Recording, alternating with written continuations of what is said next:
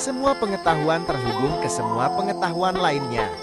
Yang menyenangkan adalah membuat koneksinya Arthur Alderheim.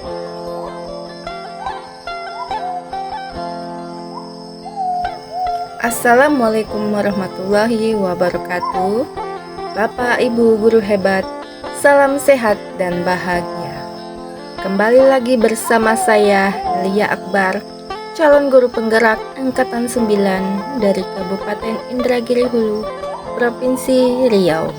Kali ini saya akan memaparkan koneksi antar materi modul 2.1 tentang pembelajaran berdiferensiasi. Apa itu pembelajaran berdiferensiasi? Pembelajaran berdiferensiasi adalah usaha guru untuk menyesuaikan proses pembelajaran di kelas untuk memenuhi kebutuhan belajar individu murid. Maksudnya apa ya? Maksudnya, usaha untuk menyesuaikan proses pembelajaran di kelas untuk memenuhi setiap kebutuhan belajar murid, di mana guru menggunakan metode yang berbeda-beda dalam pembelajaran sehingga murid mendapatkan kesempatan yang sama dalam memperoleh pengetahuan. Melakukan pembelajaran berdiferensiasi bukan berarti guru harus mengajar dengan 32 cara yang berbeda untuk mengajar 32 orang murid. Bukan pula berarti bahwa guru harus memperbanyak jumlah soal untuk murid yang lebih cepat dibandingkan yang lain. Juga bukan berarti guru mengelompokkan yang pintar dengan yang pintar, yang kurang dengan yang kurang. Bukan pula memberikan tugas yang berbeda untuk setiap anak. Pembelajaran berdiferensiasi adalah serangkaian keputusan masuk akal atau common sense yang dibuat oleh guru yang berorientasi kepada kebutuhan murid dan terkait dengan kurikulum yang memiliki tujuan pembelajaran yang jelas. Bagaimana guru merespon dan menyesuaikan rencana pembelajaran untuk memenuhi kebutuhan belajar muridnya dengan sumber yang berbeda, cara yang berbeda, dan penugasan serta penilaian yang berbeda. Menciptakan lingkungan belajar yang mengundang murid untuk belajar dan bekerja keras, memastikan murid mendapatkan dukungan di sepanjang proses belajar, menciptakan prosedur, rutinitas, dan metode yang memungkinkan fleksibilitas dan struktur yang jelas. Walaupun melakukan kegiatan yang berbeda, namun kelas dapat berjalan secara efektif. Dan melakukan penilaian berkelanjutan menggunakan informasi yang didapatkan dari proses penilaian formatif yang telah dilakukan untuk menentukan murid mana yang masih ketinggalan atau murid yang telah dulu mencapai tujuan pembelajaran.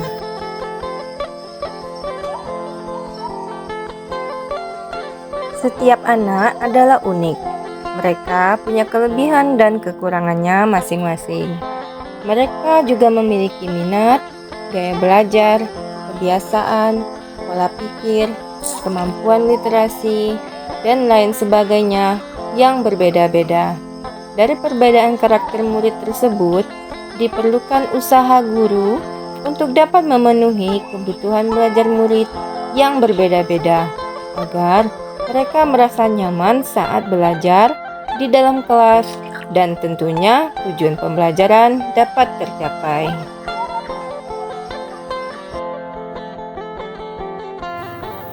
Lalu, bagaimana cara untuk dapat melakukan pembelajaran berdiferensiasi di kelas?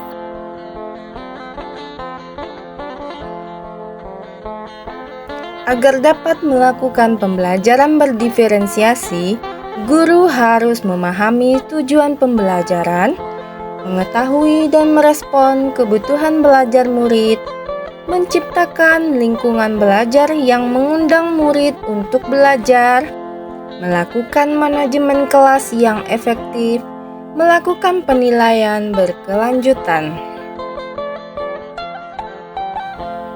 Guru harus memahami kebutuhan belajar murid, yaitu kesiapan belajar murid atau readiness, minat murid, dan profil belajar murid.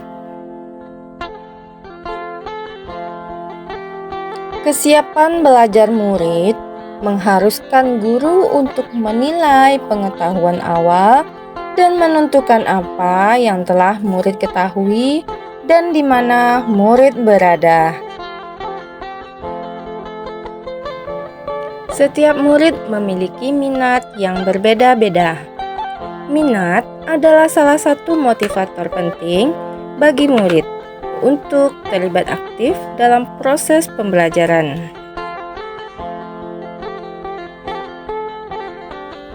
Profil belajar murid terkait dengan beberapa faktor, yaitu lingkungan, budaya, gaya belajar, dan kecerdasan majemuk.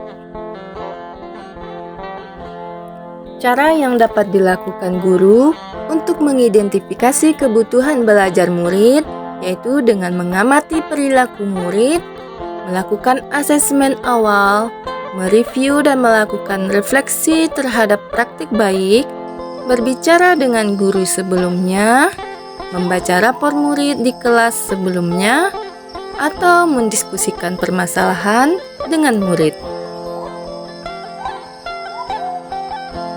Ada 3 strategi pembelajaran berdiferensiasi: diferensiasi konten, diferensiasi proses, dan diferensiasi produk.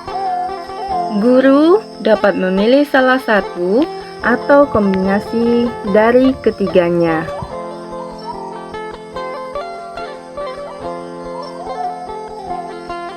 Diferensiasi konten berkaitan dengan apa yang kita ajarkan, seperti materi, konsep, atau keterampilan yang perlu dipelajari berdasarkan kurikulum. Diferensiasi konten dapat dilakukan dengan membedakan pengorganisasian atau format penyampaian, bukan mengubah atau menurunkan standar kurikulum. Diferensiasi proses, kegiatan yang memungkinkan murid berlatih dan memahami atau memaknai konten dengan cara membedakan proses yang harus dijalani oleh murid. Cara melakukan diferensiasi proses: yang pertama, melakukan kegiatan berjenjang. Semua murid bekerja membangun pemahaman dan keterampilan yang sama, tetapi dilakukan dengan berbagai tingkat dukungan, tantangan yang berbeda-beda.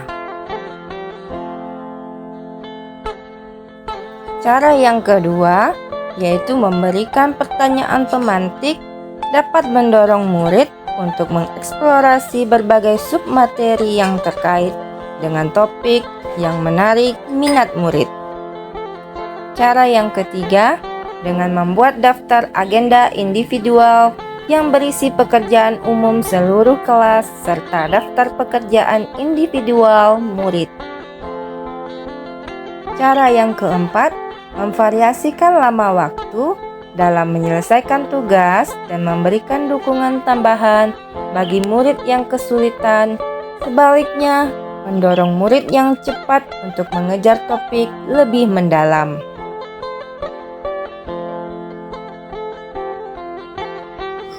Cara yang kelima, mengembangkan kegiatan bervariasi yang mengakomodasi beragam gaya belajar, visual auditori, dan kinestetik. Menggunakan pengelompokan yang fleksibel sesuai dengan kesiapan, kemampuan, dan minat.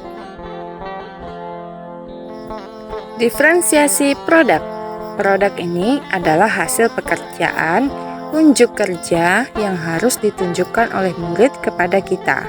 Produk adalah sesuatu yang ada wujudnya dalam bentuk karangan, hasil tes, pertunjukan, presentasi, pidato, rekaman, diagram, dan sebagainya. Cara diferensiasi produk mempertimbangkan terlebih dahulu kebutuhan belajar murid sebelum menentukan penugasan produk. Penugasan produk harus membantu murid secara individu atau kelompok memikirkan kembali menggunakan dan memperluas apa yang telah mereka pelajari selama periode waktu tertentu. Kaitan antar modul pembelajaran berdiferensiasi dengan modul-modul yang lain adalah pada modul 1.1 tentang filosofi pendidikan Ki Hajar Dewantara, yaitu agar dapat melakukan pembelajaran berdiferensiasi, guru harus memenuhi kebutuhan belajar anak sesuai kodrat alam dan kodrat zaman berdasarkan filosofi Ki Hajar Dewantara. Pada modul 1.2 tentang nilai dan peran guru penggerak, seorang guru harus berpihak pada murid, reflektif, mandiri, kolaboratif, dan inovatif untuk menciptakan pembelajaran berdiferensiasi agar dapat memenuhi kebutuhan murid, sehingga seorang guru penggerak dapat mewujudkan kepemimpinan murid untuk menuntun murid merdeka belajar.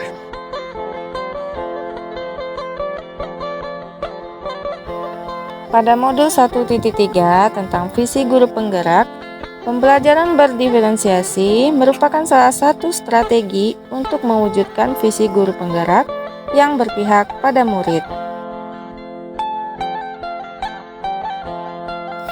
Pada modul 1.4 tentang budaya positif, pelaksanaan pembelajaran berdiferensiasi perlu adanya kesepakatan kelas terlebih dahulu agar proses pembelajaran dapat berjalan dengan baik sesuai dengan nilai-nilai budaya positif.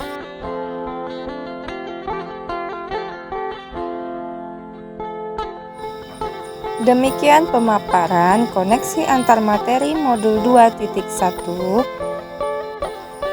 Salam sehat dan bahagia. Assalamualaikum warahmatullahi wabarakatuh.